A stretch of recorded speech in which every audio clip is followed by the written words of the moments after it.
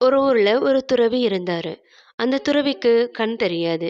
அந்த துறவியோ ஒரு மரத்தடியில உட்கார்ந்து தியானம் பண்ணிக்கிட்டு இருந்தாரு. அப்போ வேகமா ஓடி வந்த ஒருத்தன் அந்த துறவிய பார்த்து, "ஏய் கிழவா, இந்த பக்கம் யாராவது போனாங்களா?" அப்படின்னு ரொம்ப கோவத்தோட கேட்டான். அதுக்கு அந்த துறவியோ, "இந்த பக்கம் யாரும் போனதா எனக்கு தெரியல" அப்படின்னு சொல்லி கண்ண மூடிட்டு உட்கார்ந்துட்டாரு. கொஞ்ச நேரம் கழிச்சு இன்னொருத்தர் வந்தாரு.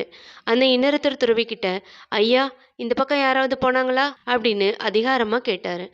"ஆமா, இந்த பக்கம் ஒருத்தன் போனான். அவனும் இதே கேள்விய என்கிட்ட கேட்டுட்டு தான் போனான்" அப்படின்னு சொன்னாரு துறவி. அவனுக்கு பதில் சொல்லிட்டு கண்ண மூடி மறுபடியும் தியானத்துல உட்கார்ந்துட்டாரு அந்த துறவி. அந்த துறவி தியானத்துல உட்கார்ந்த கொஞ்ச நேரத்துல இன்னொருத்தர் அந்த இடத்துக்கு வந்தாரு. அவர் அந்த துறவி கிட்ட, "வணங்குகிறேன் ஐயா. இந்த பக்கம் யாராவது நடந்து போன மாதிரி உங்களுக்கு சத்தம் எதுவும் கேட்டுச்சா?" அப்படின்னு கேட்டாரு அந்த மனிதர். அதற்கு துறவியோ, "ஆமாம் அண்ணா. முதலில் ஒரு வீரன் சென்றான். 2வது ஒரு அமைச்சர் சென்றார்" அப்படின்னு பதில் சொன்னாரு. துறவியோட பதில கேட்ட ராஜாவுக்கோ ஒரே ஆச்சரியம். ஏன்னா துறவிக்கு கண் பார்வை இல்லைன்றது அந்த ராஜாவுக்கு தெள்ளத் தெளிவா தெரிஞ்சது.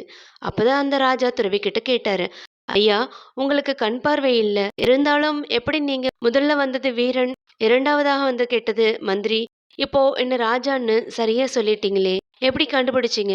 அதுக்கு அந்த துறவியோ, "ஒருத்தர் யார் என்னன்றத கண்டுபிடிக்கிறதுக்கு கண் பார்வை இருக்கணும்ன்ற அவசியம் இல்ல.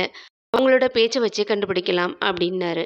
"உங்க எல்லாரோட பேச்சுல இருந்தும் நீங்க யார் யார் அப்படின்றத நான் புரிஞ்சுக்கிட்டேன். முதல்ல வந்தவனோட பேச்சு திமிரா, மரியாதை இல்லாம முரட்டுத்தனமா இருந்துச்சு.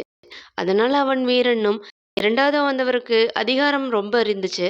அதனால அவர் மந்திரின்னும், 3வதா வந்த நீங்க ரொம்ப பணிவோட இருந்தீங்க. உயரிய பதவியில இருக்கவங்களுக்கு பணிவு ரொம்ப முக்கியம். அதனால உங்ககிட்ட பணிவு அதிகமா இருக்கு. நீங்க ஒரு சிறந்த ராஜாவாகவும் இருக்கிறீங்க" அப்படின்னு சொன்னாரு அந்த துறவி.